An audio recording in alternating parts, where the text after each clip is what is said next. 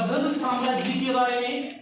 मगध साम्राज्य के ऊपर यहाँ पे मगध साम्राज्य की नींव रखी थी हर्यक वंश ने। हर्यक वंश का जो समय काल है 544 बीसी से लेकर 412 बीसी तक। हर्यक वंश का संस्थापक हो जाएगा बिंबिसार। कौन हो जाएगा? बिंबिसार।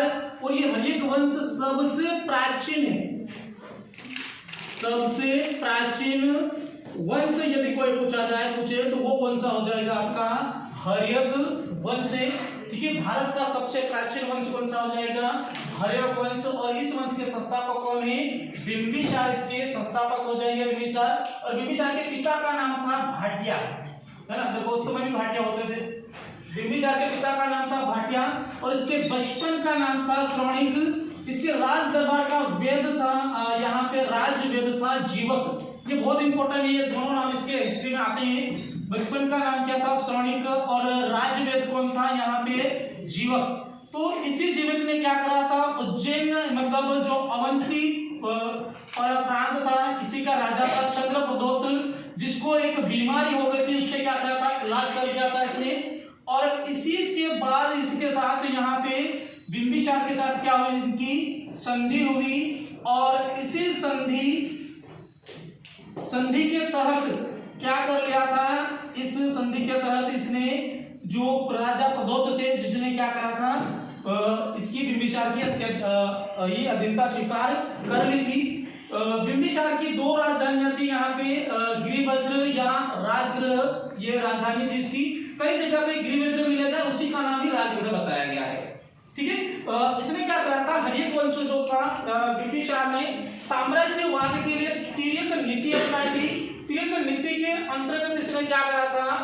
यहाँ पे विवाह पद्धति, विवाह कर लो भाई, उससे साम्राज्य का विस्तार हो जाएगा आपका। और उसी चक्कर में इसने 4 शादियां कर ली थी भाई।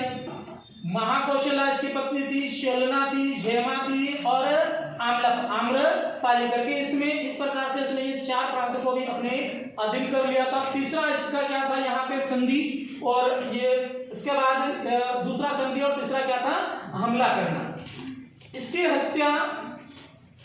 हत्या 493 में यहाँ पे क्या कौन कर देता है? उसी का ही पुत्र अजात शत्रु कर देता है। ठीक है, कौन करता है? अजात शत्रु। 493 ईस्वी में अजात शत्रु बिंबिसार की क्या करता है?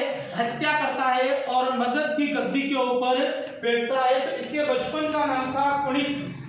क्या नाम था? कुणिक नाम था इसके बचपन का नाम। और जो अजात शत्रु के शासनकाल में पहली बौद्ध संगति हुई थी, इसके शासनकाल में क्या होती? पहली बौद्ध संगति हुई थी। पहली बौद्ध संगति करवाने वाला राजा कौन हो जाएगा? अजात शत्रु। ठीक है, अजात शत्रु हो जाएगा।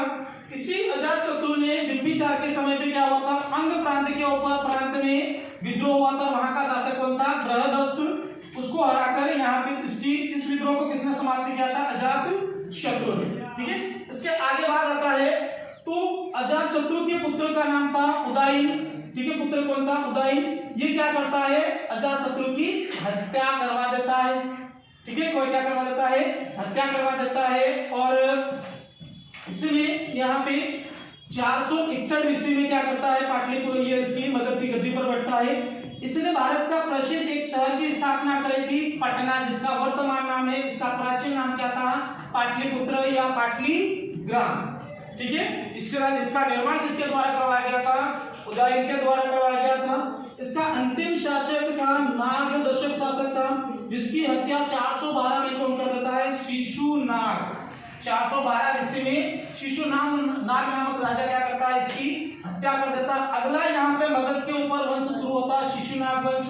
412 से लेकर 344 बीसी तक इसका संस्थापक कौन हो जाएगा? शिशुनाग। इसने राजधानी परिवर्तन करके वैशाली को बना दिया था, है ना? किसको बना दिया था? वैशाली को। इसमें एक प्रतापी शासक हुआ था, कालाशोक। प्रतापी शासक मतलब बहुत बड़ा शासक बना था, कालाशोक बना था। इसके समय में इसने दूसरी बौद्ध संगति करवाई थी। ठीक है, अंतिम शासक था नंदीवर्धन, जिसकी हत्या महापद्मानंद ने कर दी थी। ये क्या था? इसका सेनापति। सेनापति इसकी क्या करता है? हत्या करके एक नंद वंश की स्थापना कर देता है। 344 से लेके 323 ईसा पूर्व तक क्या होता है, नंद वंश होता है। इसका संस्थापक महापद्मानंद, जिसने पूरे क्षेत्र में विकास करा, जिसके कारण क्या हुआ था, अपार धन संपत्ति इकट्ठी कर ली। अगला शासक था यहाँ पे धनानंद। इसको धनानंद को धनानंद भी कहा जाता। अंतिम नंद वंश का शासक था, ये एक अयोग्य शासक था। इसकी हत्या 323 ईसा पूर्व में चंद्रगुप्त मौर्य कर देता है। यहाँ से शुरू होता है मौर्य वंश भारत के ऊपर, और यहाँ से पूरा भारत एकीकरण हो जाता है मौर्य वंश के द्वारा। ठीक है, चंद्रगुप्त मौर्य करता है। इसी के समय में धनानंद के समय में क्या होता है, यहाँ पे सिकंदर का आक्रमण होता है 326 ईस्वी में।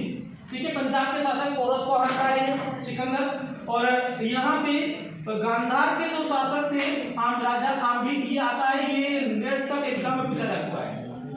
गांधार के जो राजा थे आम्बिक, इसने क्या करी थी, सिकंदर की अधीनता स्वीकार कर ली थी और तक्षशिला के ऊपर कब्जा कर लिया था।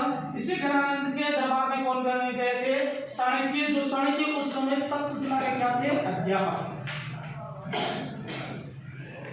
क्या थे ये, अध्यापक थे। Thank you so much. मिलते हैं।